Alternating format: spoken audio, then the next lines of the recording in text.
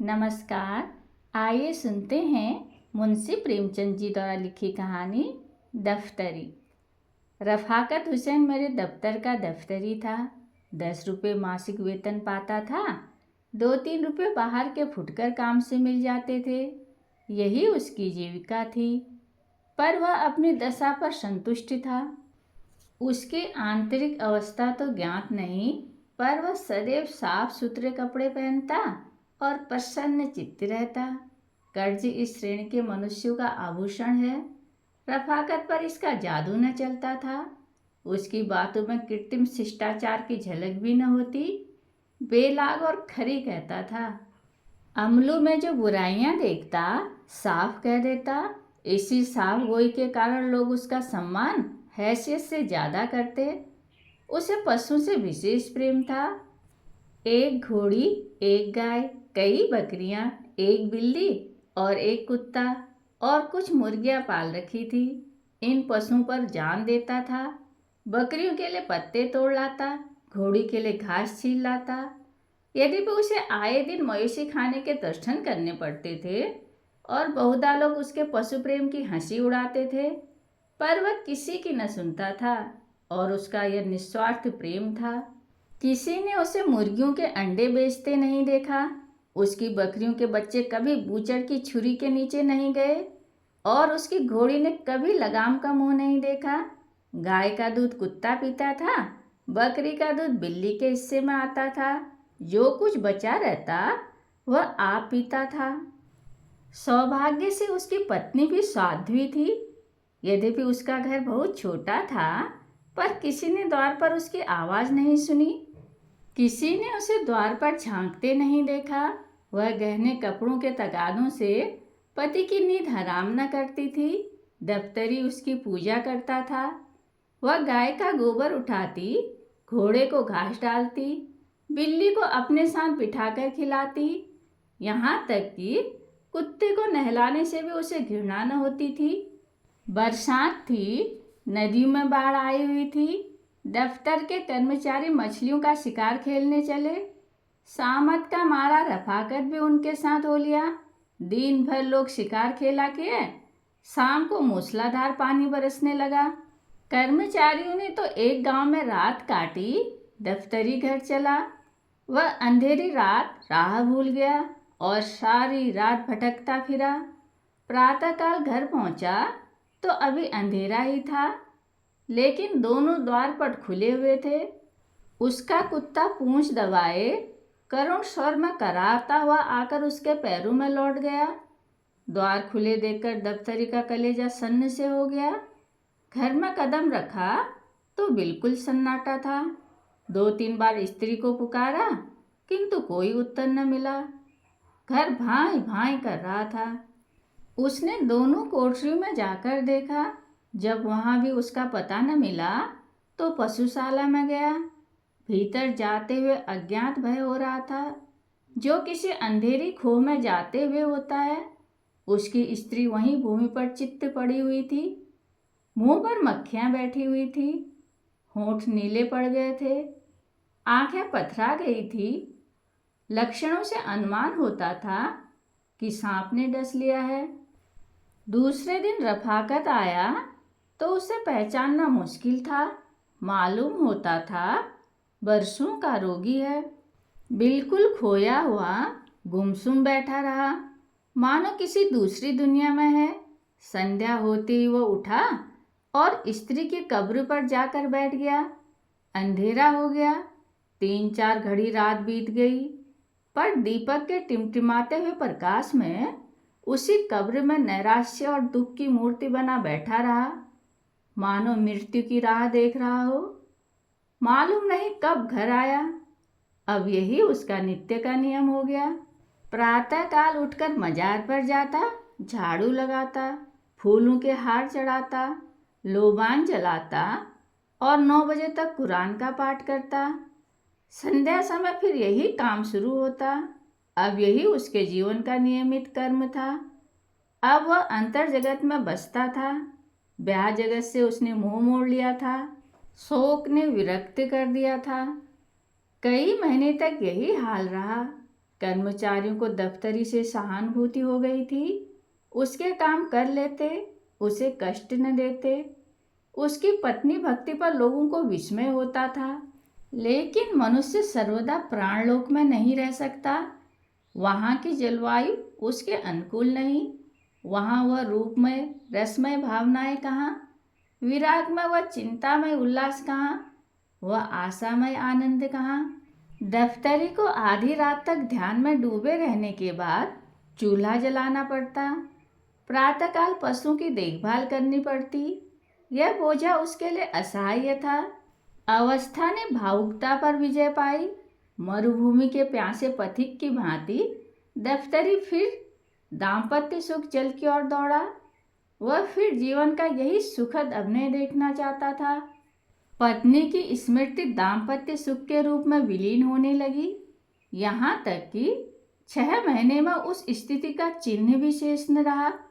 इस मोहल्ले के दूसरे सिरे पर बड़े साहब का एक अर्दली रहता था। उसके यहाँ से विवाह की बातचीत होने लगी। मियाँ रफाकत फूले न समाये।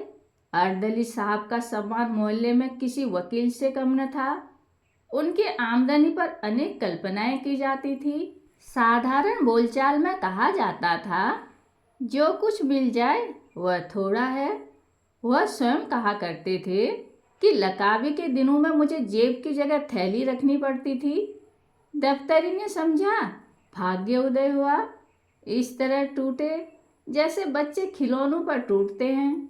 एक ही सप्ताह में सारा विधान पूरा हो गया और नववधु घर में आ गई। जो मनुष्य एक सप्ताह पहले संसार से विरक्त, जीवन से निराश बैठा हो, उसे मुंह पर सेहरा डाले घोड़े पर सवार वन कुसुम की भांति विकसित देखना मानव प्रकृति की एक विलक्षण विवेचना थी। किंतु एक ही अठवारे में नववधु के जौहर खुलने लगे। विधाता ने उसे रूपेंद्रियों से वंचित रखा था, पर उसकी कसर पूरी करने के लिए अति तीक्ष्ण वाकेंद्रिय प्रदान की थी। उसका सबूत उसकी वह वाक्पटुता थी, जो अब बहुधा पड़ोसियों को विनोदित और दफ्तरी को अपमानित करती थी। उसने 8 दिन तक दफ्तरी के चरित्र का तात्विक दृष्टि से अध्ययन किया और तब एक दिन उससे बोली, तुम विचित्र जीव हो। आदमी पशु पालता अपने आराम के लिए, न कि जंजाल के लिए। यह क्या कि गाय का दूध कुत्ते पिए, बकरियों का दूध बिल्ली चट कर जाए। आज से सब दूध घर में लाया करो। दफ्तरी निरुत्तर हो गया। दूसरे दिन घोड़ी का राती बंद हो गया। वह चने अब भाड़ में भूनने और नमक मिर्ची से खाए जाने लगे। प्रातःकाल ताजे दूध का नाश्ता होता। आए दिन तस्मई बनती। बड़े घर की बेटी पान बिना क्यों कर रहती। घी मसाले का भी खर्च बढ़ा। पहले ही महीने में दफ्तरी को विदित हो गया कि मेरी आमदनी गुजर के लिए काफ़ी नहीं है। उसकी दशा उस मनुष्य की सी थी जो शक्कर के धोखे में कुनैन फांक गया हो। दफ्तरी बड़ा धर्मपरायण मनुष्य था। 2-3 महीने तक यह विषम वेदना सहता रहा, पर उसकी सूरत उसकी अवस्था को शब्दों से अधिक व्यक्त कर देती थी। वह दफ्तरी जो अभाव में भी संतोष का आनंद उठाता था, अब चिंता की सजीव मूर्ति था। कपड़े मैले, सिर के बाल बिखरे हुए, चेहरे पर उदासी छाई हुई, अहर्निश हाय हाय किया करता था। उसकी गाय अब हड्डियों का ढांचा थी। घोड़ी का जगह से हिलना कठिन था। बिल्ली पड़ोसियों के चीखों पर उचकती और कुत्ता घुरों पर हड्डियां नोचता फिरता था। पर अब भी वह हिम्मत का धनी था। पुराने मित्रों को अलग न करता था। सबसे बड़ी विपत्ति पत्नी की वह वाक प्रचुरता थी, जिसके सामने कभी उसका धैर्य, उसकी कर्मनिष्ठा, उसकी उत्साहशीलता प्रस्थान कर जाती और अपनी अंधेरी कोठरी के एक कोने में बैठकर खूब फूट फूट कर रोता। संतोष के आनंद को दुर्लभ पाकर रफाकत का पीड़ित हृदय उच्छृंखलता की ओर प्रवृत्त हुआ। आत्माभिमान जो संतोष का प्रसाद है, उसके चित्त से लुप्त हो गया। उसने फाके मस्ती का पद ग्रहण किया। अब उसके पास पानी रखने के लिए कोई बर्तन न था। वह उस कुएं से पानी खींचकर उसी दम पी जाना चाहता था, जिससे वह जमीन पर बह न जाए। वेतन पाकर अब वह महीने भर का सामान जुटाता। ठंडे पानी और रूखी रोटियों से अब उसे तस्कीन न होती।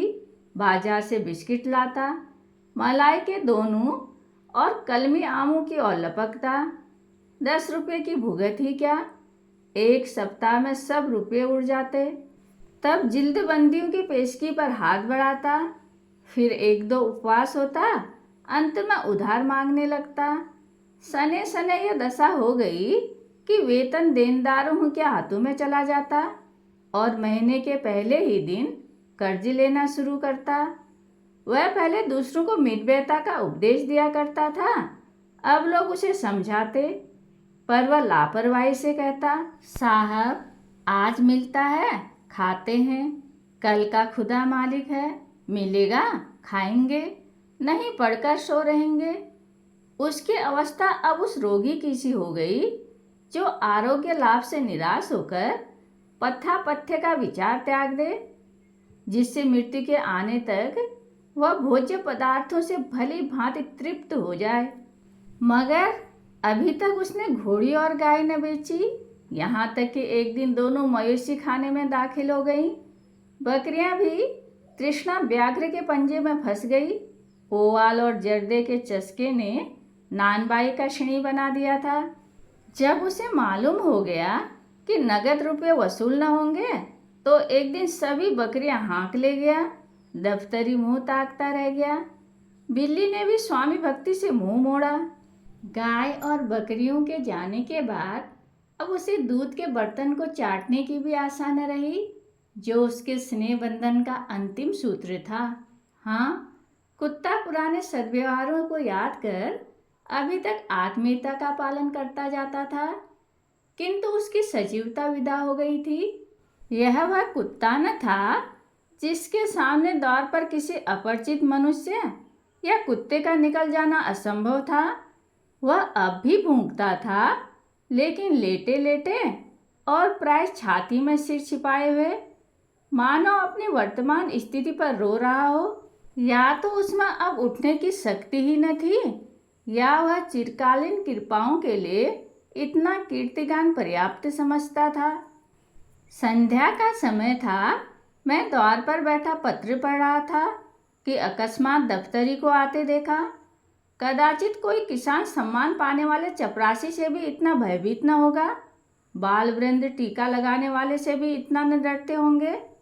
मैं अव्यवस्थित होकर उठा और चाहा कि अंदर जाकर द्वार बंद कर लूं, कि इतने में दफ्तरी लपक कर सामने आ पहुंचा। अब कैसे भागता। कुर्सी पर बैठ गया, पर नाक हो चढ़ाए हुए। दफ्तरी किसलिए आ रहा था, इस पर मुझे लेस मात्र भी शंका न थी।